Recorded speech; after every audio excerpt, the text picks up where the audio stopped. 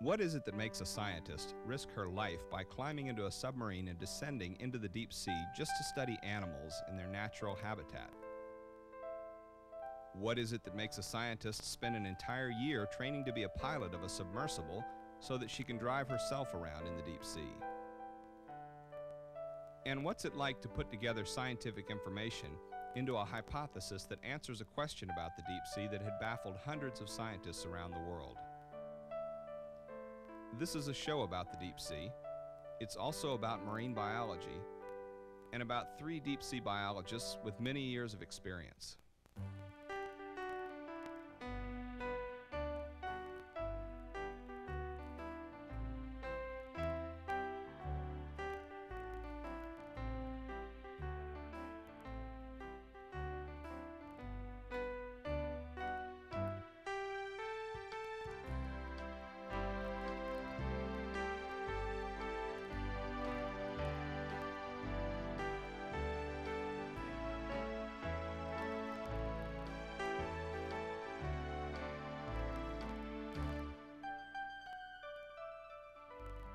Hi, my name is Randy Olson. I'm a marine biologist, and this is a show about 3 friends of mine. Now, ordinarily when I make videos, I tend to stick to such topics as barnacle sex or lobsters, but recently I went on a research cruise with several biologists who were studying deep sea animals by dredging them up with nets. And that got me interested in biologists who actually descend down into the deep sea, down 2 miles below the surface of the ocean, to study those animals in their natural habitat. So I decided to make this show and began by making up a list of all the biologists I know who work in deep sea submersibles, and it turned out that the first 3 names that came to my mind were all 3 women. We managed to get the 3 of them together on a summer's day at Woods Hole Oceanographic Institution in Massachusetts for an afternoon chat in the library on board the research vessel Atlantis II, which is the mothership to the deep sea submersible Alvin. So let me begin with some introductions.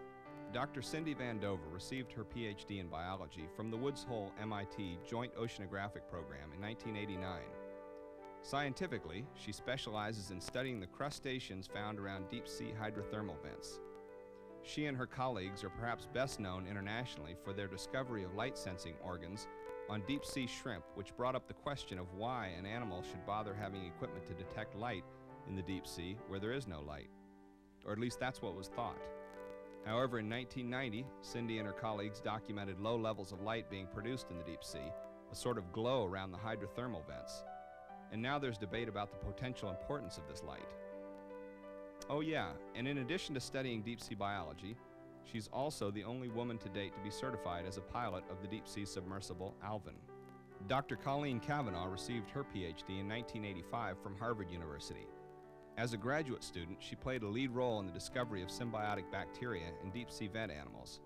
Her pioneering work was recognized in 1986 when she was awarded the International Recognition for Professional Excellence Award from the Ecology Institute. She is now an assistant professor of biology at Harvard University. Dr. Ruth Turner has been associated with the Museum of Comparative Zoology at Harvard University ever since she received her PhD there in the 1950s. She spent much of her life studying the clams, sometimes known as shipworms, that are responsible for boring holes into wood in the ocean. Now, as Professor Emeritus, Ruth is officially retired, but if you ask me, I'd say she's still more active than most mid-career scientists. I asked Ruth whether on any of her previous dives in Alvin, she's ever been scared. No. No? Nope. I figured the pilots wanted to come home just as much as I did, and so if they weren't scared, why should I be scared? And Okay. no, the funny thing was my very first dive, and probably you've heard this story before, because Sure. I was sitting looking out the window, just having a great time, and taking some notes, or was about to take some notes, and I was just completely agog at everything I was seeing and all. And I said to Alvin, I said, "Hey, Al, what's the date today?" "What? Don't you know it's Friday the 13th and we had the courage to take the first female down in this thing?" There are many different reasons for choosing science as a career. I was curious what prompted them to become scientists. I didn't know what science was when I was a little kid. somehow I knew I always wanted to be in marine biology. Like I was just thinking when Ruth was talking that it was 8th grade, and I knew I wanted to take marine biology when I was in high school. There was a course, and my brother took it, and I desperately wanted to get in the same class he was in, and they wouldn't let me do it. So I was interested in marine-related stuff when I was a kid, but it must have been in college that I knew what science really was, certainly what zoology and marine biology was. Was there any one thing that really sparked your interest in it? In marine science, or Yeah. science in general? Marine science. Or science. A lot of things. I mean, certainly when I was a kid, the reason I liked marine science was just the invertebrates. They're so wonderfully weird. I mean, you've got 2 eyes. Animals, invertebrates can have 6 or 7 or 8 or 9 or some, actually usually some even number of eyes, I suppose. Well, that's not true because they can have a median eye. Or multiple legs. I mean, all you have is two legs. And the fact that these things could be so different was really neat. Like horseshoe crabs, again, thinking to your question with Ruth, it was seeing horseshoe crabs on the beach. They don't look like anything. They look prehistoric, and that fascinated me. So that certainly got me interested in marine science. Right. You know a few things about horseshoe crabs.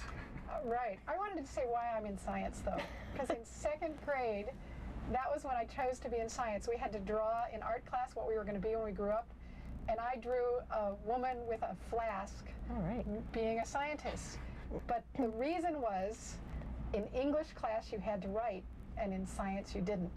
And that's the irony of my life. All I do is write now. That's why I really chose science in 2nd grade. I was interested in science, but I was kind of a hippie when I started college. It was 72. And I was actually a music major, and I was interested in biology, but at the University of Michigan, you weren't allowed to take biology until your sophomore year after you'd had a year of chemistry. And chemistry is pretty discouraging. So I was definitely leaning. So I was leaning towards music major. No, wait a second. You said chemistry is discouraging? It was discouraging for you? Was discouraging, yes. For you? Yes. And yet, years later, you took some of the toughest biochem courses Yes. known to I humans. ended up, because I ended up doing microbiology, I need a lot of biochemistry. But luckily, I married a chemist, so I also have him as a resource.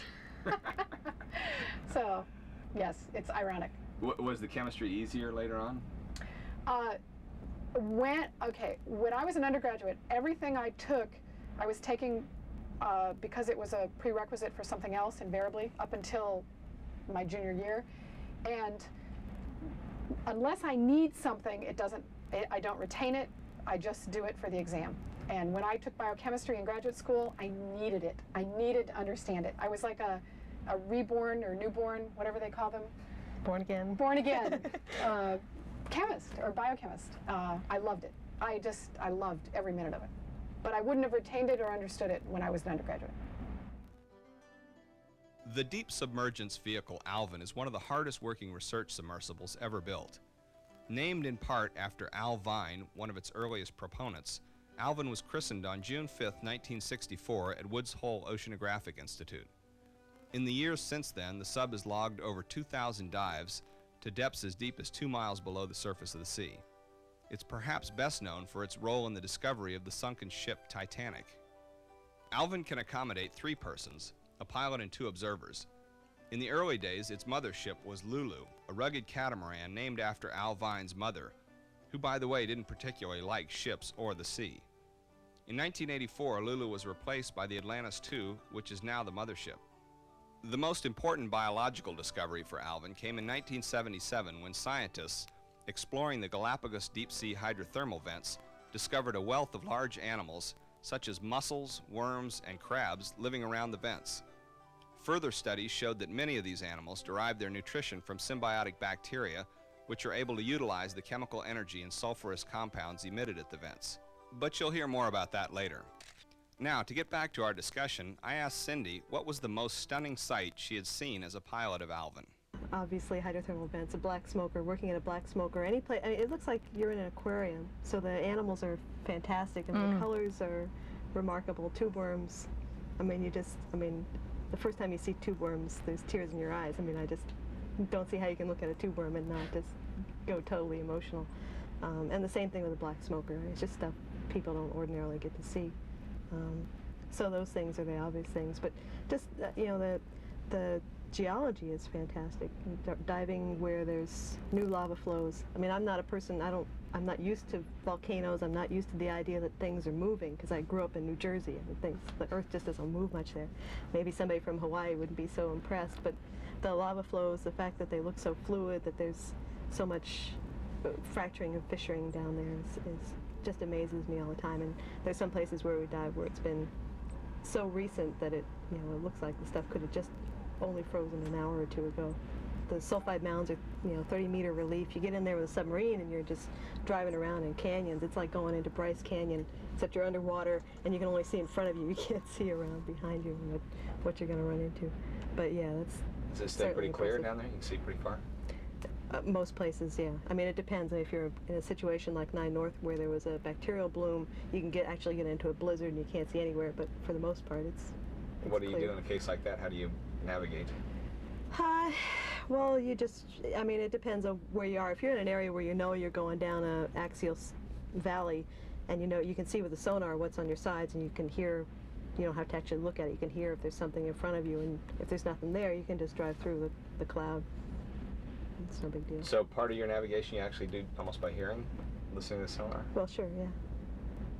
Tell me about that. Sure, what do you mean? Well, I mean, the easiest case is when you're just going down an axial valley where the walls are maybe 100 meters or 50 meters tall, and the sonar is on a training mechanism.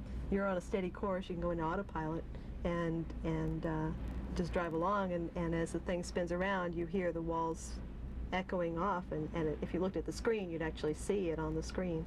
And then as it comes to the center, you don't hear it. As it comes around again, you hear this, it's a staticky noise, and it comes in louder and louder. So you just keep driving, so it's